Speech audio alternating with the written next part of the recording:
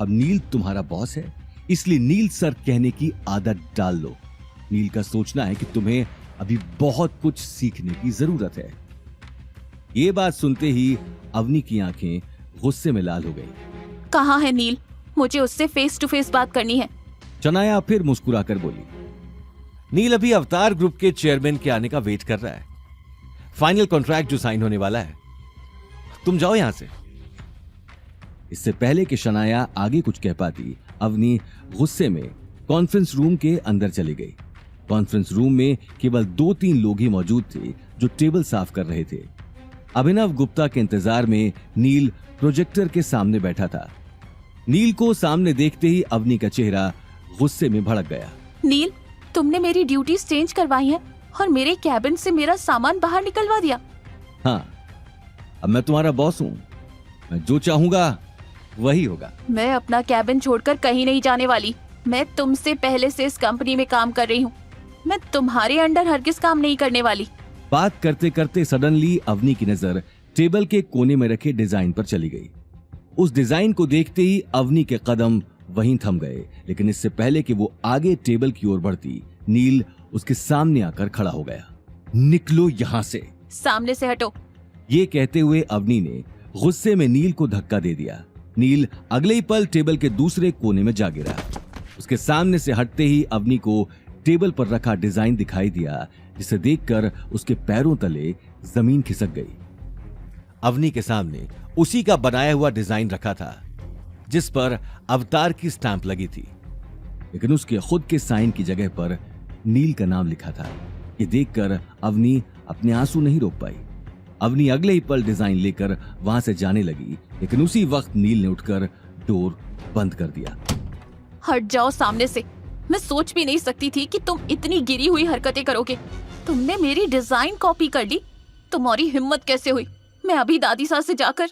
कोई फायदा नहीं है, दादी सा इसके बारे में सब कुछ जानती हैं, इसलिए मैं तुम्हें वार्न कर रहा हूं, कुछ भी करने से पहले अच्छी तरह सोच लेना, क्योंकि इसका अंजाम बहुत बुरा होगा। नील की धमकी सुनकर अवनी का गला सूख गया। वहीं दूसरी तरफ कॉन्फ्रेंस रूम से आ रही आवाजें सुनकर स्टाफ के सभी मेंबर्स एक दूसरे से बातें करने लगे और सेक्रेटरी ने उसी वक्त गायत्री देवी को इन्फॉर्म कर दिया। गायत्री देवी ये खबर सुनते ही कॉन्फ्रेंस रूम में आ गई। वो समझ गई थी कि अवनी को सच पता लग चुका होगा। वो जैसे ही कॉन्फ्रेंस रूम के बाहर पहुंची तो अवनी और नील उसके सामने खड़े हो गए। स्टाफ के बाकी मेंबर्स भी घेरा बनाकर गायत्री देवी को देखने लगे। सब लोग अपना अपना काम करो। अवतार के चेयरमैन आ ही गए हैं। उनके आने से पहले मुझे सब लोग अपने अपने काम करते हुए दिखने चाहिए। गायत्री देवी की बात सुनते ही सभी अपने अपने काम में लग गए। गायत्री देवी उसी वक्त नील और अवनी के पास आई। ये क्या तमाशा लगा रखा है? नील ने मेरा डिजाइन चोरी किया है। अवतार ग्रुप के चेयरमैन ने मेरी डिजाइन सिलेक्ट की है दादी सा। तो फिर ये नील मेरी डिजाइन को अपना कैसे कह सकता है? वो मेरी जगह पर डिजाइन डायरेक्टर कैसे बन सकता है? मैं ये सच अभिनव जी को बताकर रहूंगी। उनका जानना जरूरी है। अवनी की बातों से गायत्री देवी को गुस्सा आता है और वो अवनी का हाथ जोर से पकड़कर उसे ऑफिस से बाहर ले जाती है। नील और शनाया को अवनी की ये हालत देखकर मजा आता है। जो तुझसे कहा ना मैरियट के चेयरमैन के सामने कोई तमाशा नहीं चाहिए मुझे। अगर तुम अपने इमोशंस को कंट्रोल नहीं कर सकती तो जाओ यहाँ से। जैसे तुम्हारा पति मुफ्त की रोटियां तोड़ता है, तुम भी तोड़ो।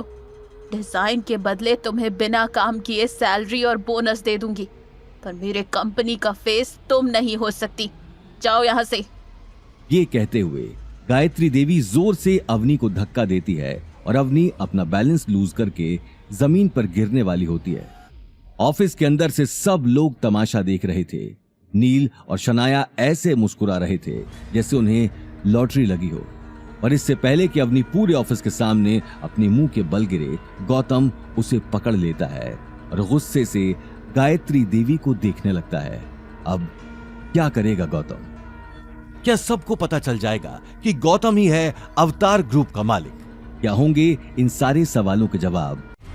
आगे की कहानी जानने के लिए देखिए अगला एपिसोड सिर्फ पॉकेट एफएम के यूट्यूब चैनल पर और रॉयल वारिस के सारे एपिसोड्स को सुनने के लिए डिस्क्रिप्शन में दी लिंक से डाउनलोड करें पॉकेट एफएम ऐप।